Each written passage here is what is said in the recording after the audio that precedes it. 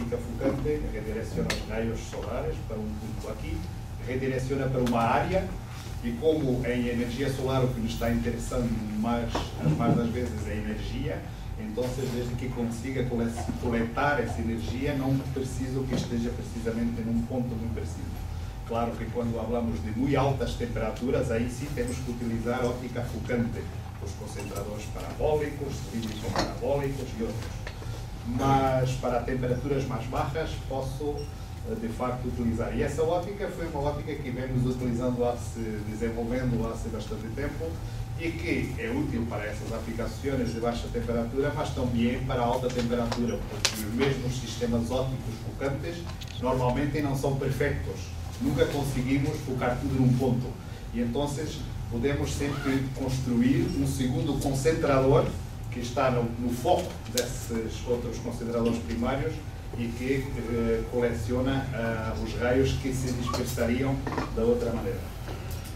Bom, este laboratório onde estamos trabalhando é um laboratório que se vem dizer que foi criado com este nome há 3 anos e que resulta de um laboratório muito mais largo, onde havia competências na área dos materiais, de eletrônica, química, ambiente e tudo. Nos últimos anos foi decidido que o laboratório seria redirecionado para a área de energia.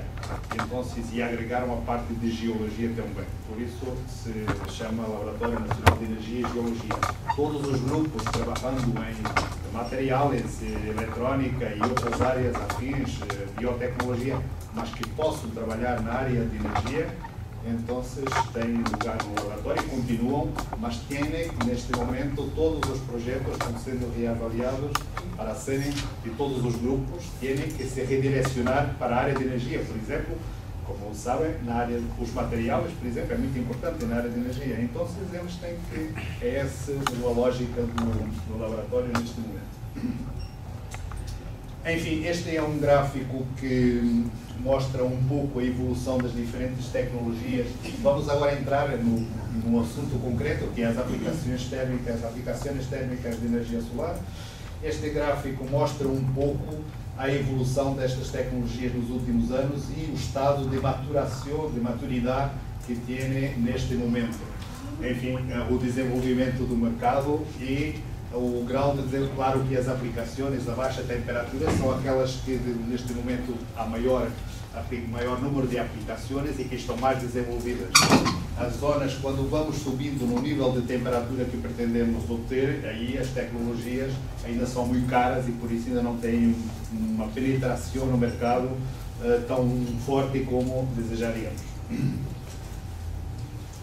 Este gráfico, de facto, mostra também um pouco isso, aquilo que se pretende a nível europeu, enfim, todas estas questões e a evolução deste mercado de energia solar tem vindo a ser discutido nos programas energéticos a nível europeu e há uma forte componente do calor em energias renováveis, que pode ser energia térmica que pode ser obtida por energias renováveis.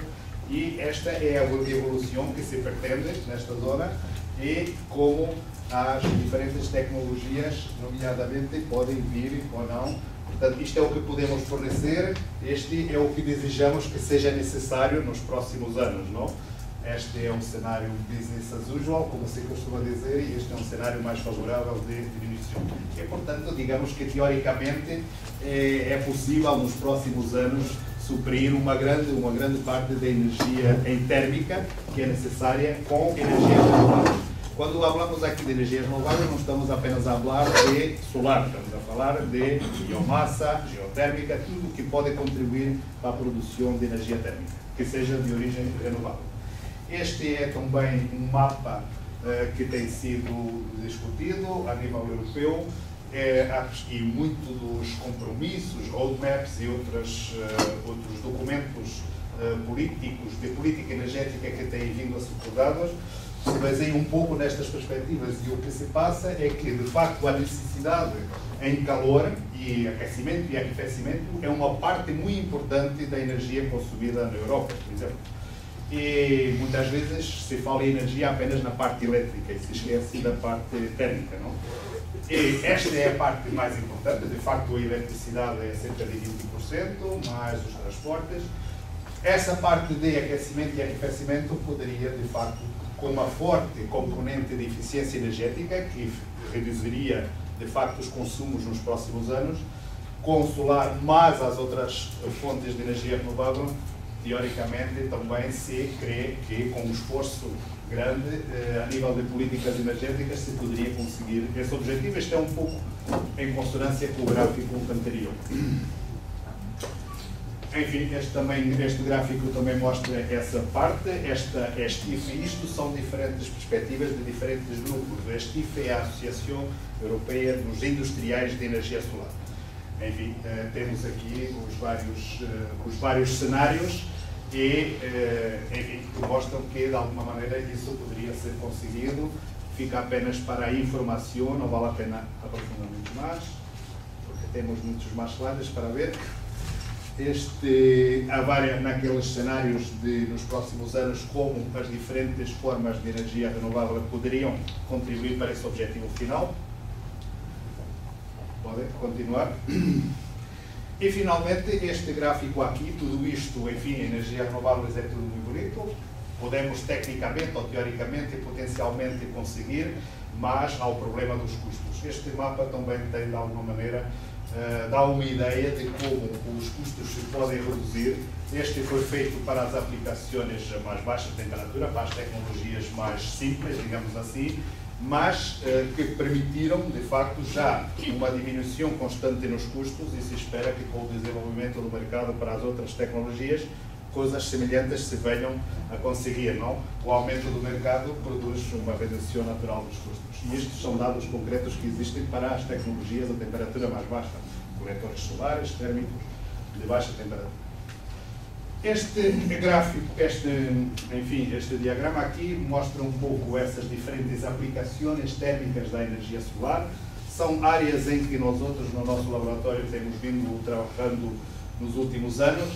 Claro que, em termos de infraestruturas, não temos as infraestruturas dos nossos amigos espanhóis, para que têm permitido, de facto, trabalhar bastante, nomeadamente na plataforma solar da Almeria, onde se fez um trabalho notável a nível mundial, não apenas europeu.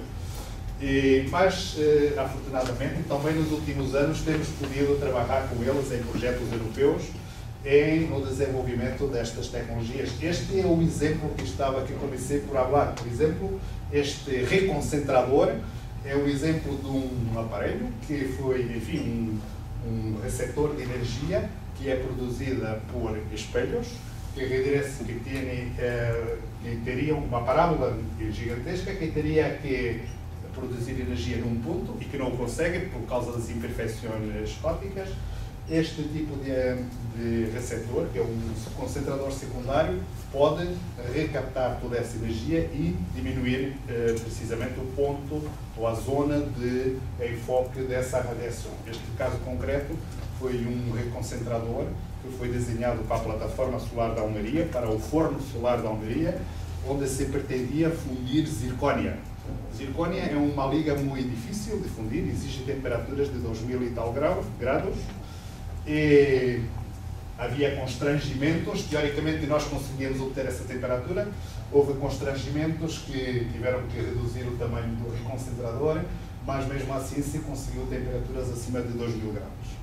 E, portanto, é para dizer apenas que, de facto, com energia solar podemos utilizar para os invernadeiros temperaturas mais baixas possível, até temperaturas de milhares de graus. É apenas uma questão de óptica, de tecnologia, enfim, de custos também.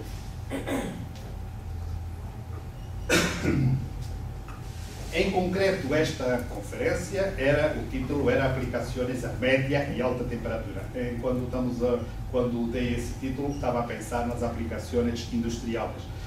Aplicações até cerca de menos de 200 graus centígrados em Portugal, e, enfim, em geral, muitas das indústrias que utilizam energia térmica a utilizam a temperaturas até 180 graus centígrados. E, portanto, esse é um exemplo de uma aplicação de energia solar térmica com tecnologias que já existem no mercado, ainda não totalmente disseminadas e a um preço totalmente acessível, E esse é, neste momento, o principal problema para a disseminação destas tecnologias na indústria. A indústria, em geral, está habituada a terem, usualmente, tem inversões de cerca de 2, 3 anos no máximo. Quando se habla de mais do que isso, isso é uma eternidade, não querem falar disso. E por isso esse é o grande problema, que não é uma questão tecnológica, nem dificuldade técnica para produzir a energia e as temperaturas que necessitam, é principalmente um problema económico.